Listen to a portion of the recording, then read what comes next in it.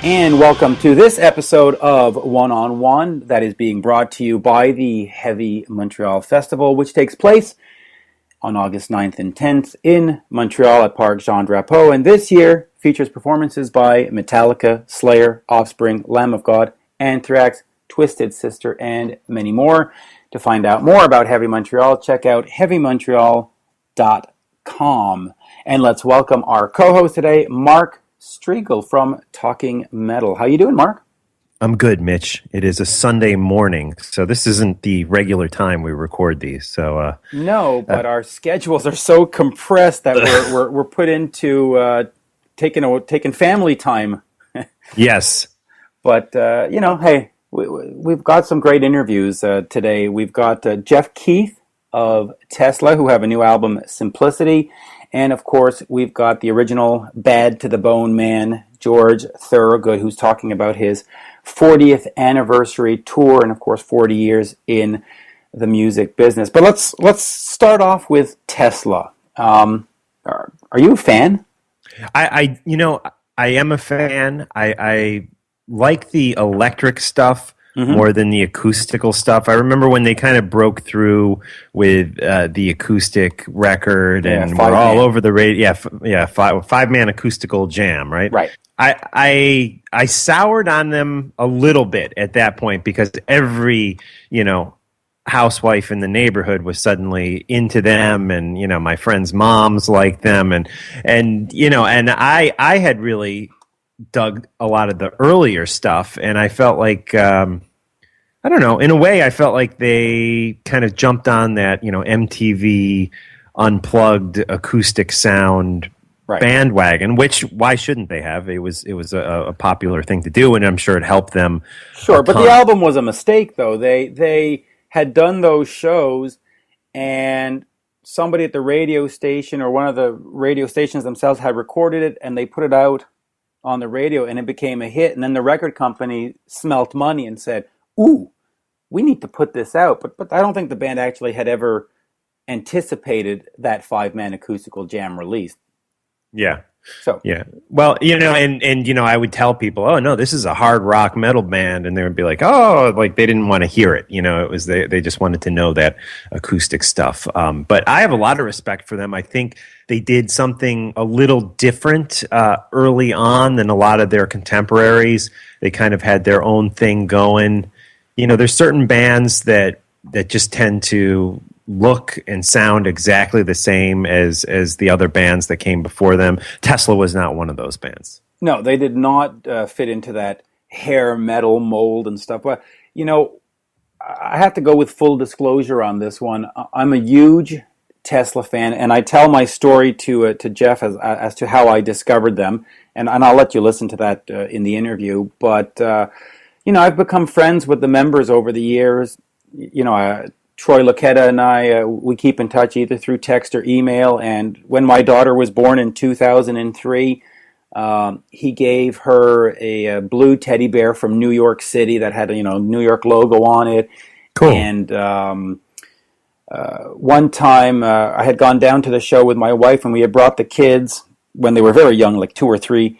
And my mom had come along on the trip to babysit them at the hotel before the show, and Troy said, "Well, just bring your mom to sound check. Let's just have everybody there." And he took my camera because I was doing concert photography, and he went backstage and he took pictures of Jeff and all the band members, and he didn't tell me what he did. And then when I got my camera back, and in those days you had to get film developed at the local store, I had all these great backstage pictures of all kinds of nonsense going on back there. I mean, access that people don't have, and they were all taken by Troy. And so, listen, I have a very dear spot in my heart for Tesla, and a lot of it comes also from the fact that I just love their music. I love their albums, and their new album, Simplicity, I'll tell you. And I think in the interview I might gush just a little bit too much. I think maybe I lost a little objectivity on this one, but I had about 15 minutes of free time when I decided to listen to it, and I figured, okay, I'll listen to like 30 seconds of each song, and I'll get back to it later when I have more time. And I put on the first song, MP3, and loved it, and it went all the way through, and then Ricochet came on, and Rise and Fall, and the next thing you know, I've listened to the entire album, and now I'm late to everything I had to do. Oh, And wow. that's how good it was to me. I played it, and I wasn't expecting to listen to more than, like I said, 15 minutes of it, and then go on about my day. And it took over my day. So I think that's a mark of a good album. I would say so. I Yeah, would say so. and Yeah, I if definitely want to check it out. I know you recommended that Winger record to me, Better Days Coming, which was great. So yeah, another recommendation from Mitch that I will be checking out. yeah, and if you liked Mechanical Resonance and Great Radio Controversy, those two albums, I really think Simplicity mixes the best of those two albums. I think you get enough guitars and hard rock songs with more some mid-tempo songs. Listen, I think they did something great, and they had Tom Zutaut co-produce it, of course, who signed the band and who worked with Guns N' Roses, and they had Michael Wagener, is that how he says it? Right? Yeah, Who mixed Ozzy and Metallica and Dokken and Accept and Megadeth and Poison even, and they had an all-star team work on this album. cool. And they did great, really Cool. great. So why don't we sit back, listen to me gush to Jeff like a little schoolgirl, right? Yeah. Here he is, Jeff Keith of Tesla, and we're here with Jeff Keith. How you doing, Jeff? Doing great, Mitch. How about yourself? Great. It's been a long time since we last spoke. Now, I got a little advance taste of the new album, Simplicity, and it's fantastic. It's great from Thanks, top to buddy. bottom. It brings me Well, back. thanks. Yeah. It brings me back to the days of Mechanical Resonance, where you put on the needle, you drop that needle, and you just listen all the way until nothing is playing, and you just go, wow.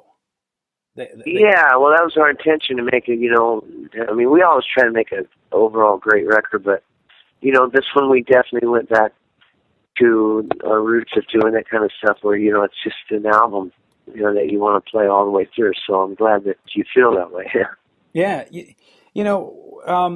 what I find remarkable about bands like yourselves that have been around for 20, 30 years is this desire to make new music, because let's be honest, you could do the same club dates and the same shows every year and just play your greatest hits. What motivates you to actually come up with new material? I mean, you can play Modern Day Cowboy and the fans are going to be happy. Sure. Yeah, well, we had the record co-produced with Tom Zutaut, who signed us to Geffen, who worked with us, on the first three records. Absolutely. And stuff. Yeah, so it was fun, hanging out with Tom, going to his farm in Virginia, doing some pre-production where there's no internet service and all that stuff, so nobody was distracted with, all the new technology stuff, and we just ate, drank, and slept, music. So wake up to writing and go to sleep on the nights that we went to sleep, and just music all day long, and sometimes all night long. Me and Frank stayed up a few nights throughout the whole night, just putting songs together. But we love the songwriting process, and we still love to make records, and we feel we came out with a really great record that we're happy with, so hopefully everybody else will be happy with it. Yeah, I really think they will be. Was this recorded over at J Street, or was this recorded somewhere else? No, it was recorded at J Street. It's Brian's new studio, Right. And it was awesome, just being right there at home, being able to go down just to about 20 minutes away from Brian's house, and which is right close to his studio, and it's very convenient. It's a great facility. It's got everything we need, and it was a lot of fun, And, that's the one ingredient we always like to include in making a record or doing a show is having fun, Yeah, now that record studio burnt down, though, a couple of years ago, didn't it? Well, that's the one he had that was built right behind his house. Okay. And, so now he he moved it over 8-10 blocks and built it separate from his house and stuff, and you know, all the things like when he made his first studio that was behind his house. You know, he built a really nice studio. That's where we did Forevermore and stuff, and a lot of other things. But you know, when you get that second chance around, you go, well, if I had to do different again, you know, I'd do it this way and that way. And since it burnt down, unfortunately, he had that opportunity. You know, so it's really nice facility. You got a chance to improve it. This album, like Into the Now in 2004, is self-produced. I'm going to ask you to, first of all, talk to me a little bit about self-producing, but also, is there a drawback sometimes to self-producing? Does sometimes having a set of ears outside the band help as well? Yeah, it does. That's why we, you know, had Tom Zutaut co-produce it with us, you know, so we had him to bounce off of, and he's always had a great ear for feel, and, you know, we like to make records, you know, with a lot of feel, and so we definitely had him to bounce off of. Into the Now we did ourselves. We wrote it, produced it, mixed it, and all that stuff, which was cool. It's one of my favorite records, you know, but it was fun working with Tom again. And so with him co-producing, we bounced off of him, you know, and you know, people, especially like Tom, they have a way of drawing out the best in you, you know. Yeah. And so it was great bouncing off ideas off of him and stuff. So it really was very helpful. And he, you know, had the same intentions as us, as making a great record. You know, you put it on and you listen to it from start to finish, you know. Yeah, how important is Tom to the history of Tesla? Because, I mean, unless I got my history wrong, he sort of signed you and signed Guns N' Roses, right? He was sort of the mastermind over at Geffen. Yeah, well, you know, he signed a bunch of people, Right. like Molly Crew and Dokken, and I don't know, I don't know who all he signed. I think Elektra, and then he was in the process of moving over to Geffen Records, so he came to us and said, I want to sign you guys, but I don't want to sign you to Elektra because I'm getting ready to move over to Geffen. And so he says, you know, I need you guys to trust in me that I'm going to sign you, but I just need you to hold off. And we did, and he kept his word, and he signed us to Geffen Records. And then once we were signed to Geffen Records, he told us that, you know, I don't think you guys are ready to make a record right at this point. I think you need to hone in your writing skills and stuff. So it was like a year after we got signed before we actually went in and started, you know, pre-production and putting a record together. So he hit it right on the head, and it worked out well for us, you know. And he's got a great feel for music. I call him a music machine, you know. He just, you know, got every album you can think of. And I mean album, you know, you sit down and you know, the record player on, and Yeah. he listens to a lot of music at his place, and you know, and we're inspired by it and stuff. And like I said, his ranch was out there in Virginia, and no distractions. You know, it's really easy these days for people to have their face in the computer or the phone and stuff when you're trying to concentrate on writing songs. So that worked out really well. It really did. Just for my own edification, if you can just talk to me for a second about Mechanical Resonance, and sort of here's my history with it. You were coming to Montreal, opening up for Def Leppard. I had no idea who Tesla was, and you know, back in the day we had the Columbia House Record Club and all those wonderful clubs where you could get albums for a penny. Yeah. And I spent the penny on Mechanical Resonance because I figured, well, if I'm going to sit through 45 minutes, I might as well know what the hell these guys play. And I was blown away from the opening riff, and I have not stopped loving that album. I have not stopped enjoying that album, and I'm a fan. Here we are in 2014, all these years later. Just how special was that album to you, just getting it out and that tour, and just anything you can tell me about that album would be great.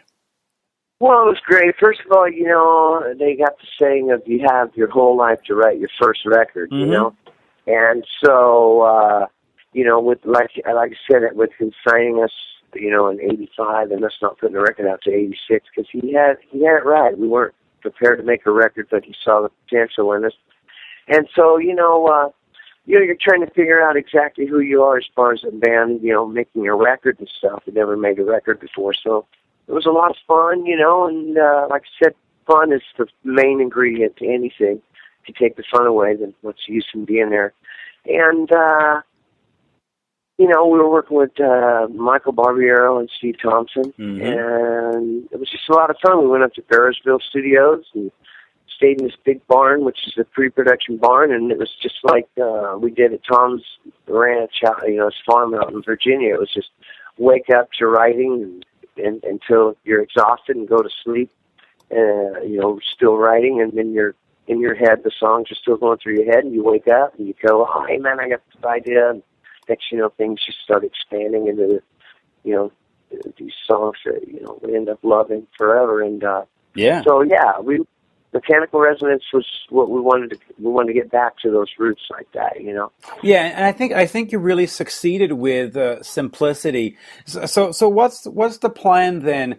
I've looked at the tour dates and I see a lot of shows where you're by yourself coming up. Is there going to be a package at some point where you're going to be thrown on again with a band like Def Leppard or something like that, or are you pretty much just going to go out? Well, we're going out this summer. We're going to go back over to Europe and stuff in the next couple weeks, and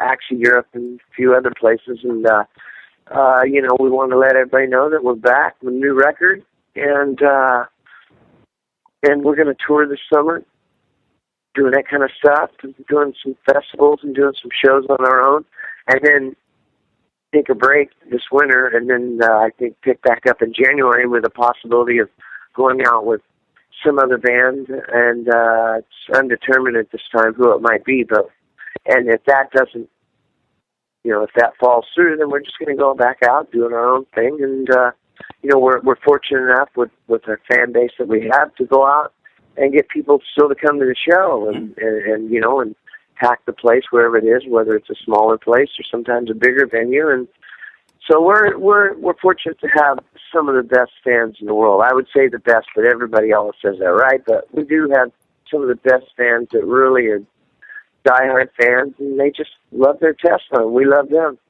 Yeah, but I mean, listen, I might sound like a complete suck-up when I say this, but it's not hard to love Tesla. I mean, you look at the albums from Great Radio, Into the Now, Forevermore, or et cetera, et cetera. There's really no clunkers. I mean, you guys just continue to make great music and great album after great album. I mean, Well, thanks, Mitch. We appreciate that. Yeah, that's our intentions, but, it's not always the way it comes out. So Tesla has always made records where we make a record that we're happy with, because just in case you put it out and other people go, well, I don't like it, well, at least we always have that basis to go off of. Well, we love the record, and in case the fans or the people don't like it, it's a great place to start, we feel, is to say, hey, let's make a record that we love, and then now, because you never can expect things to, I mean, when you try to make a record that you think might please the people and might fit in today's music and all that stuff, we don't go under that format, because we've always made records that we love in hopes that everybody else will love it too. So, so we play it safe with that, and that's just the way we like to do it. Like I said, if other people don't like it, at least we can go, well, we love it. So, Speaking of love and stuff, when Tesla had a little break there, at the beginning of the 2000s, late 90s, you went out and did Bar 7, and then recently, in the last year, you put out a country EP through a website. Will there be more outside projects for you? Well, with Tesla, man, we're very busy now. And with the Bar 7 thing, Tesla took a hiatus, they call it, for 4 years. But, Tommy left in 95. We just stayed together as a four-piece, hoping that he would see that we weren't trying to replace him. He would come back. And that didn't happen. And we ended up just kind of calling it quits for 4 years. And then me and Tommy connected back together with the Bar 7, which was my intentions of I had a relationship with the rest of the guys, a great relationship. And then I reestablished, my relationship with Tommy with Bar 7, which in turn ended up ultimately getting Tesla back together. So I will admit that was my my intentions, because once Tesla broke up, I was, approached by other bands, want to come sing for us. And I was like, man, if I can't have Tesla, I just don't want to do it, Yeah, and you even had all some I've ever- odd jobs too. You had done some DJing and you had done some sort of weird stuff after Tesla sort of took that hiatus. Yeah, I as we was say. lost. I Yeah. was lost, Mitch. I'll admit, I was lost, and I just wanted my Tesla. And then in 2000, we got back together, and we got it. And then, we made Into the Now, and things started going down the same path. And we said, well, wait a second, this is a dead-end street.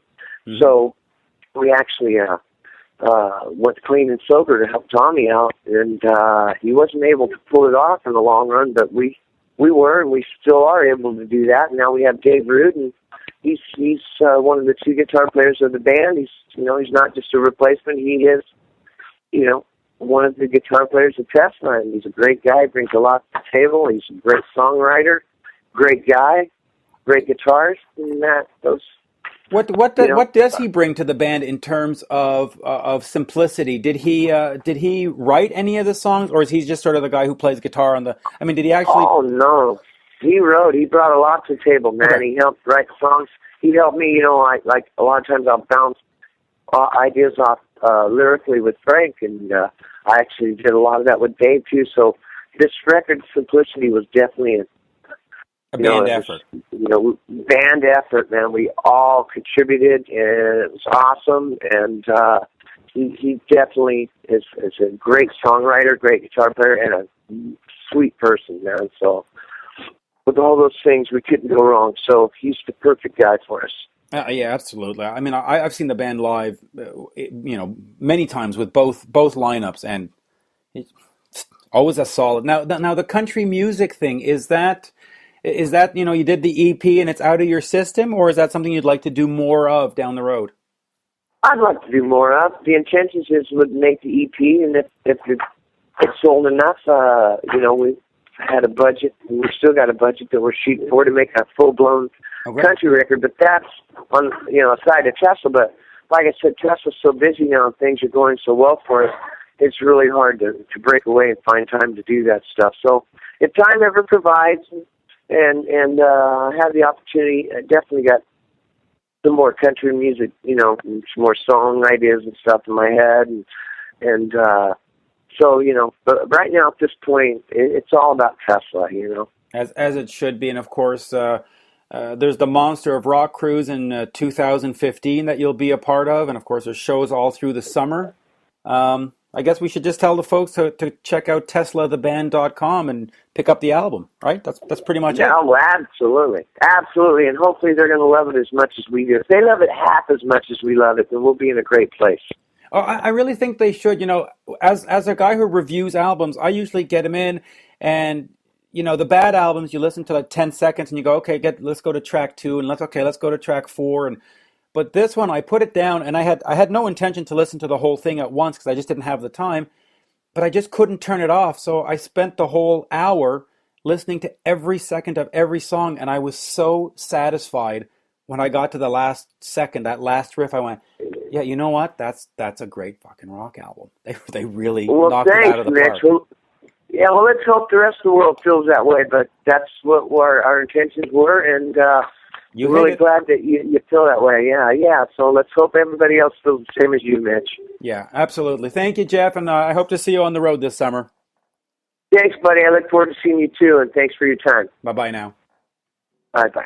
So there you go. Jeff Keith of Tesla, and of course the new album is Simplicity, which comes out in June, and I expect everybody to go check that out. Should we give another plug to Heavy Montreal before we talk about our next guest? Yes, sure. Sure. This episode of One on One is brought to you by the Heavy Montreal Festival that takes place August 9th and 10th at Parc Jean Drapeau in, of course, beautiful downtown Montreal. And, of course, this year you've got Metallica, Slayer, Offspring, Anthrax, Twisted Sister, and more. To find out the entire lineup, ticket prices, and all that stuff, go to heavymontreal.com. And now, George Thorogood. Cool. How long have you been a George Thorogood fan, Rich? George Thorogood, there was a gentleman in high school back in, I finished high school in '85, and so it must have been in the summer of '85 or '86. This guy had moved in from Ontario, and he said, "I'm a big George Thorogood fan. You got to check it out." His name was Casey Wynn. I did, and so I've enjoyed George for 30 years now, quite frankly. Wow. And this is his 40-year anniversary, you said. 40th anniversary tour, right on par with Kiss. Yeah, I mean, I was just thinking that it's really amazing. I mean, 40 years. I mean, I remember when Mick Jagger turned 40 years old, and I couldn't believe that a rock star that I liked was that old. But now, not only are the rock stars in their 60s, but they're celebrating 40 years in the business. I mean, it's times have changed. It's amazing when you think about it. There's a lot of albums that I own and that I loved, and you're starting to get, it's the 25th anniversary of, it's the 30th anniversary of, and it's like, wow, I've had that music in my life for 35 years. Oh my God. And so when you start thinking about the bands being in the business for 40 years, 45 years, 50 years, you're like, oh my God. Yeah. I can barely concentrate for 10 minutes, much less do something for 40 years. But so let me just get into George. Absolutely. Of course, his big claim to fame is the song "Bad to the Bone." And years ago, I was friends with Doug Fieger of the Knack before he passed away, unfortunately. And I asked him in a private conversation, was My Sharona so big that it actually hurt your career? And he sort of said, yeah, but I get to cry about it on a big giant yacht. So, yeah. Right? And so I was asking George the same thing. Is Bad to the Bone so big that it overshadows everything you do? And of course, he sort of answers it. The thing about George in an interview is that he likes to bust your balls. Ah, okay. And in this interview, you can sort of hear him busting my balls. And I have to say, and at the same time, my wife had brought home Chinese food to eat for supper before I went out to the show, and it didn't sit well with me. So I'm having horrible stomach cramps and stomach pain, and he's busting my balls at the same time. Right. So it's like, oh, really? So I asked him one question, and he gave me like a one-word answer. I asked him a second question, and he gives me a one-word answer. And then I said to him, "You're not going to give me much, are you?" And then he smiled at me. Of course, you can't see this because it's on tape. And then he went into long, 3, 4, 5-minute answers. And it's like, okay, we got it. But he was busting my chops. And even at the end of the interview, his manager comes on the bus and says to George, "How about a picture?" And I said, "Sure." And I snuggle up, or well, maybe not a good word, but I get close for the picture. And he goes, "No, not you. With your daughter," because she was 10 and I bring her along to all these things. And I go, "Oh, all right." And he pushed me out of the frame. Wow. And then they look at each other and they sort of smile or semi-laugh and they go, "All right, you can have one too." So that's what you get with George Thorogood. And I don't think he's being necessarily mean or he's being a pain in the butt. I think it's just part of his personality, and that's his way of having some fun. But it's a great talk. And listen, 40 years in the biz, you got to respect anybody who's lasted that long in a business that loves to eat its young, right? Yes, definitely. And it's a great chat, and see if you can feel my pain as I sit there doubled over, cramping away, trying to concentrate on asking questions that'll solicit more than one-word answers. Cool. Well, let's check it out. Here's Mitch's interview with George Thorogood. 40 years. It would take about 40 years. So we're here with George Thorogood in Montreal talking about his 40th anniversary tour. So, George, my first question to you is, bands that I know that have lasted for 40 years all have some kind of gimmick. You look at Kiss, you look at Alice Cooper. You don't have a gimmick. You're just George. B.B. King's done all right. What's his gimmick? That's a good point. But you've really managed to. Well, the other thing that I'd like to point out is, in the '70s there was disco, and in the '80s there was the hair metal, and in the '90s there was grunge. You never chased trends. You always just did what George does. That's a pretty good observation, Mitch. Yeah. Yeah. You're not giving me a lot of answers, but what is it that you have to also understand something, Mitch. When you say, "Well, we never followed any trends," that would be like saying, "Well, let's take an actor who's a really brilliant actor who does westerns really good, right?" But they stopped making westerns and they started making Shakespeare movies. Well, does the guy stop doing westerns? No, because that's what he does. Well, that's me. You see, I'm not saying I do westerns. I'm saying I've been asked that question before and saying, well, George stuck to his guns and never went to this or that. I said, well, I couldn't. Yeah. If I could have written a number one disco hit, I probably would have done it. If I could have done, written Bridge Over Troubled Water or done Graceland like Paul Simon, I would have done that, wouldn't I? Right. Well, who wouldn't? But those people are geniuses, and I'm not. So I just do what it is I do. I also knew a long time ago that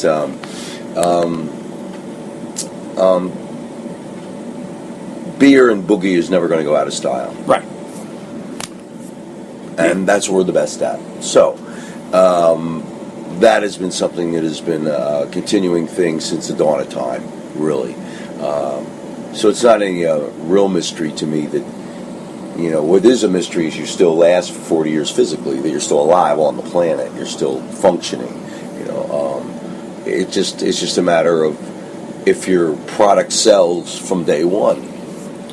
Coca-Cola, for instance, Ford, Chevrolet. Right. They're not Rolls-Royce and they're not BMW and they're not Mercedes, but they're steady, reliable products.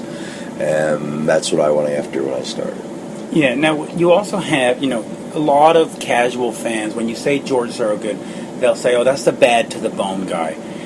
Is there both a positive side and a negative side to having such a massive... No, it's just the guy that plays the song Bad to the Bone. Right. It's just like saying, there's Bruce Willis, he's the diehard guy. Right. But it doesn't mean he is that guy, he's the guy that makes those movies. So I'm the guy that made that song, yes. Yeah, and also your albums have, over the years, you've done a lot of cover songs. Is there a special formula you have to choose the songs, or how do you choose which songs you're going to cover? First of all, we always choose with the taste of our audience. Right. We've opened a restaurant and said, this is a place where we make the menus for the customers, but also we want to make sure it's a place we would eat here ourselves. Right.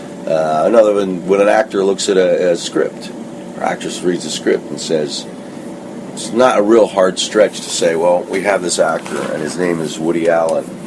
Well, we have the script over here and it's about an erotic Jewish guy in New York City who's real hung up on his girlfriend, but he likes another girl at the same time, but she's married, and he's a writer, but he wants to be a jazz musician. You think Woody be good for that part? Probably not. Probably. I mean, I don't know. All right, let's put it this way, okay? This is a part about a town, and there's a bunch of people being raided by bad people, and they need a bad sheriff to come in and clean up the place. Do you think Clint Eastwood would be good for that part? Yeah. Well, that's what I'm talking about, Mitch. You pick parts that are right for your style. Right. That's what we do. There's a song called Get a Haircut, Get a Real Job. Now, who should play that song? Me. Okay? Yeah. All right, well, that's what we do. So we select them the same way people would select a part in a movie. Last album was 2011. Working on new music? I was. Are you working on new music?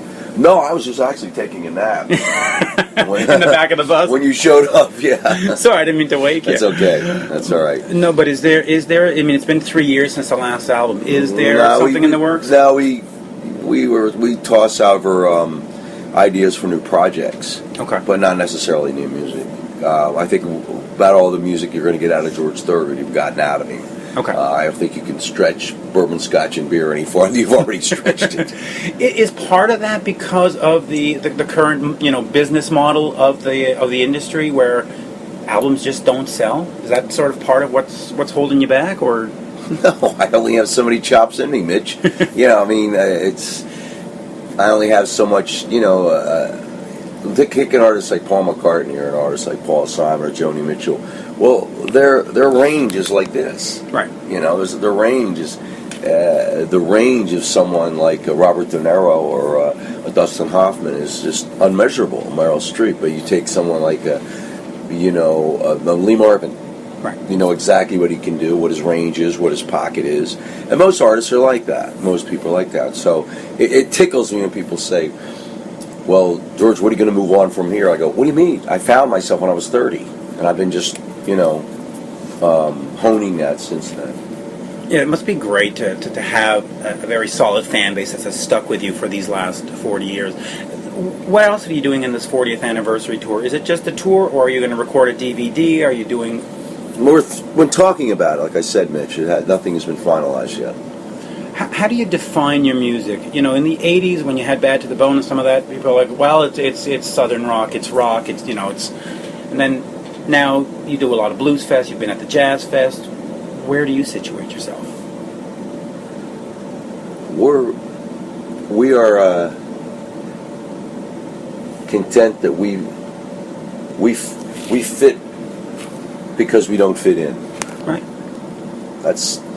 But it's like saying George doesn't really fit into any one particular thing, but you could serve a beer with any meal. Yeah. Enough said.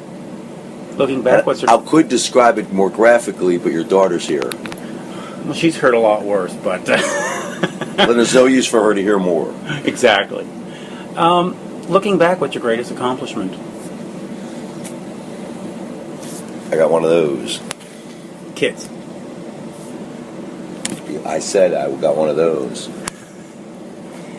Is that important, family? What? Is family important? Is there anything more? No, not really. Which is why I bring her along to all these shows. Mm-hmm. She loves meeting all these artists. You've been mostly successful, or it seems to me that you've been exceptionally successful in the States.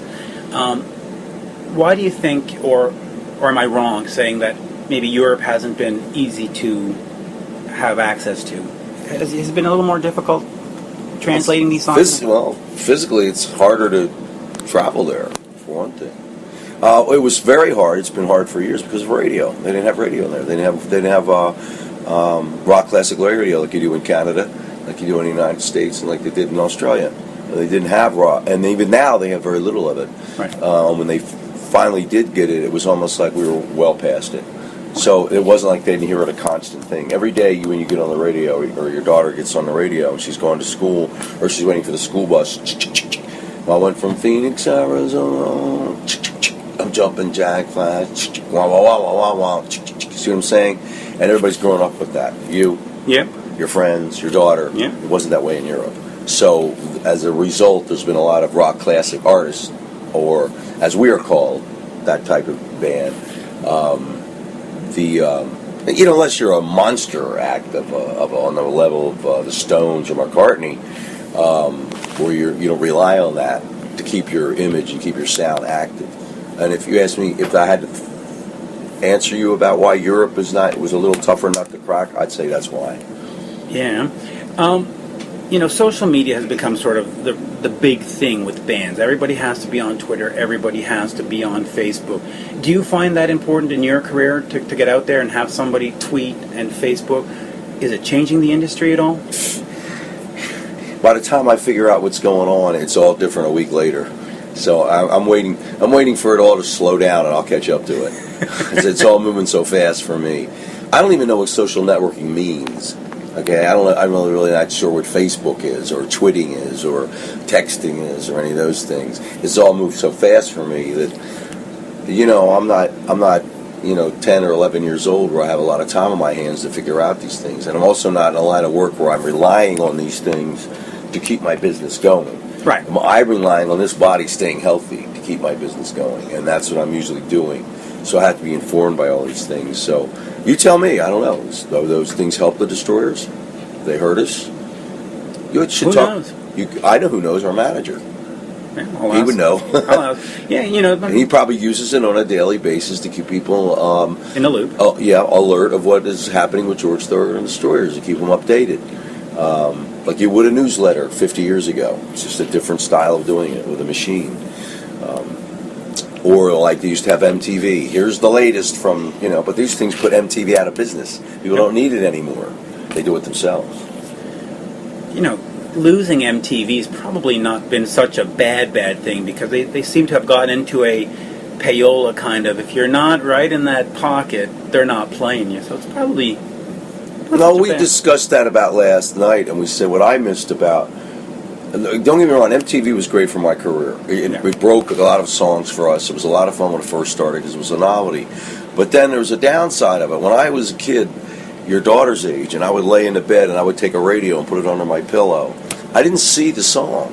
I heard Dream by the Everly Brothers, or Bo Weevil by Fats Domino, or I heard Roll Over Beethoven by Chuck Berry, and I used my imagination. The words that Chuck Berry said painted a picture in my brain. The words that Brian Wilson was singing, I used my imagination to see what that thing was. In my room, there's a place where I can go. You know that song? Absolutely. Well, you would use it yourself. You weren't dictated what the image was of the tune. And that was a lot of fun. And then that was missing for a good 10, 15 years with MTV. When a new song came out, immediately people go, where's the video? Where's the video? There is one. You have to listen. You have to use your own, imagination of it. And I loved listening when I was a kid, listening to the song Alley Oop. Yeah. When I was a kid. I said, that's great, because I could just imagine seeing this bad guy swinging through the jungle and being a cool guy and all that stuff. Or, songs like Mohair Sam, things like that. Or trying to figure out, what does Wooly Bully mean? Who is he? What is he? You know what I mean? That was fun. To use your imagination and saying it's like the difference between radio and television. But the other thing that you point out, which is interesting, is that it was fun, and it was also fun before bands like Guns N' Roses and all these bands started swearing and going straight for those words, because you'd have to listen to Chuck Berry and have to listen to Little Richards and go, oh, that's what he means by goodness gracious, and and we've lost that. I love, when you listen to early Alice Cooper and yourself, and you had these double entendres, and it added something to the music. I think also just changing the language and the lyrics has changed everything. You were talking about your ability to keep going physically. How are you doing physically? Is there going to be a 45th and a 50th? Or do you feel like you're in tip-top shape? It's funny, somebody says, well, you follow your records in the charts? And I go, no, I follow my doctor's charts. They go, say, your record just, went down. And I went, yeah, but my cholesterol went down too. So that's the chart. Those are the charts I'm interested in. So it's really up to him. When I go, I just follow what his instructions are, and I just do that. And as time goes on, and saying, well, doc, what do you think? I'm like, and he'd say about, don't take it easy. Just don't, just because you're in a physical condition that my doctor is very pleased about, you don't go out there and do anything, get as much rest as possible. Preserve what we've made it to at the age of 63. Preserve that, and you'll be okay. So I try to, I learned a lot of lessons from John Lee Hooker and Chuck Berry, who I'd visit those guys periodically, and John Lee Hooker was in a horizontal position probably 90% of his life. I've seen Chuck Berry just sit there and not move like a tortoise. When it's time to play it.